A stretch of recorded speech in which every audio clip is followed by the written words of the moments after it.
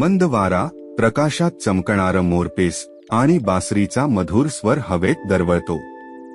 जणू मोरपीसचं प्रत्येक रंग म्हणतोय, जीवन सुंदर आहे जर तू त्याला प्रेमानं पाहिलंस. चला जाणून घेऊया मोरपिसातून मिळणारे जीवनाचे संदेश. मोरपिसाचा पहिला संदेश आहे, नम्र राहा पण तेजस्वी व्हा.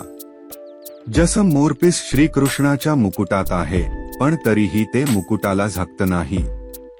ते स्वतःचा प्रकाश दाखवतं, पण दुसऱ्याचं तेज लपवत नाही.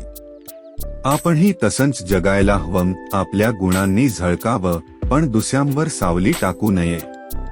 खरं तेज हे नम्रतेत असतं, गर्वात नव्हे, कारण नम्रता म्हणजे त्या प्रकाशाचं रूप जो डोळे झमगवत नाही, पण मन उजळवतो. दुसरा संदेश, जीवनात प्रत्येक अनुभवाचा सन्मान करा. मोरपिसात किती रंग आहेत, हिरवा, निळा, सुवर्ण, रुपेरी, सगळे मिळून ते सुंदर बनवतात.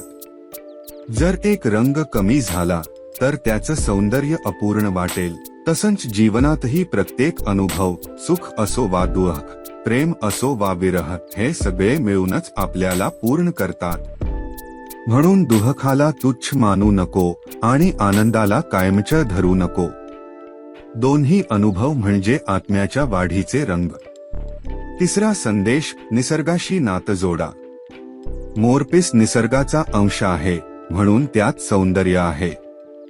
जेव्हा माणूस निसर्गापासून दूर होतो तेव्हा तो स्वतःपासूनही दूर होतो. मोरपीस सांगतं, झाडांना, पक्ष्यांना आणि वायालाही ओळख, कारण त्यांच्यातच तू स्वतःला सापडशील. जीवनाची शांती निसर्गात आहे, तोच खरा गुरु आहे जो शब्दांशिवाय शिकवतो. म्हणून दररोज काही क्षण शांततेत निसर्गाशी संवाद साधा. पानांच्या सळसळीत, पावसाच्या थेंबात आणि सूर्यास्ताच्या रंगात. चौथा संदेश, अहंकाराचा त्याग करा. मोरपीस मुकुटात असूनही त्याचा गर्व नाही. ते सांगतं, मी मुकुटाचं अलंकार आहे, पण मी त्यावर हक्क सांगत नाही. हे आपल्याला आठवण करून देतं की पद, पैसा, कीर्ती हे सर्व क्षणिक आहेत. जेव्हा आपण त्यांच्यावर हक्क सांगतो तेव्हा ते निसटतात, पण जेव्हा आपण त्यांचा उपयोग इतरांसाठी करतो तेव्हा ते अमर होतात. अहंकार सोडला की मन हलकं होतं आणि हलकं मनच उंच उडतं. पाचवा संदेश, जीवन म्हणजे समरसता. मोरपिसातील प्रत्येक वळण, प्रत्येक रंग एकमेकात मिसळलेले आहे, पण तरीही त्यांचं स्वतंत्र अस्तित्व आहे. हे सांगतं की जीवनातही सर्वांना मान द्या, पण स्वतःच अस्तित्व टिकवा. दुसऱ्याशी एकरूप व्हा, पण स्वतःला विसरू नका. हेच श्रीकृष्णाचं तत्वज्ञान आहे. प्रेम करा पण आसक्ती नको, कार्य करा पण अपेक्षा नको. सहावा संदेश, सौंदर्य म्हणजे अंतःकरणाची निर्मळता. मोरपीस बाहेरून सुंदर आहे, पण त्याचं खरं सौंदर्य त्याच्या शुद्धतेत आहे. ते कोणालाही दुखावत नाही, ते जिथे असतं तिथे सौंदर्य वाढवतं. तसंच माणसाचं सौंदर्यही बाहेरचं नसतं, ते त्याच्या वर्तनात, विचारात आणि प्रेमात असतं. श्रीकृष्णाचं जीवन हाच त्याचा पुरावा आहे. त्यांनी प्रेम दिलं, ज्ञान दिलं, पण कधी गर्व केला नाही. मोरपिसाचा शेवटचा आणि सर्वात गहन संदेश, देवत्व बाहेर शोधू नका, ते तुमच्यातच आहे. श्रीकृष्णानं मोरपीस मुकुटात ठेवून सांगितलं, देवत्व म्हणजे निसर्ग, प्रेम आणि आत्म्याचं एकत्र येणं. जेव्हा आपण मन शांत ठेवतो तेव्हा तो परमसंगीत ऐकू येतो.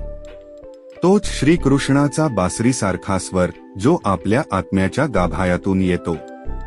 मोरपीस आपल्याला सांगतं, जीवन सुंदर आहे, फक्त ते अनुभवण्याची नजर हवी.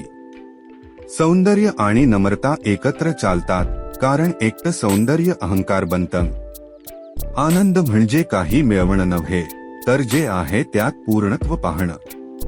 जीवन म्हणजे मोरपिसासारखं असावं, हलकं, रंगीबेरंगी पण सुसंवादी. जगाशी मिसळा पण स्वतःला हरवू नका. देवासारखं प्रेम करा, निसर्गासारखं द्या आणि मोरपिसासारखं झळका, शांत, सौंदर्यपूर्ण आणि दैवी. सूर्यास्ताच्या सोनसळी प्रकाशात मोरपीस हलकं डुलतं. त्याचे रंग मंदावतात पण त्याचं तेज मनात राहतं. जणू ते सांगतं, जीवनात रंग बदलतात पण आत्म्याचं सौंदर्य कायम राहतं. हेच मोरपिसाचं तत्वज्ञान. नम्र राहा, सुंदर जगा आणि दैवितेशी जोडलेले रहा.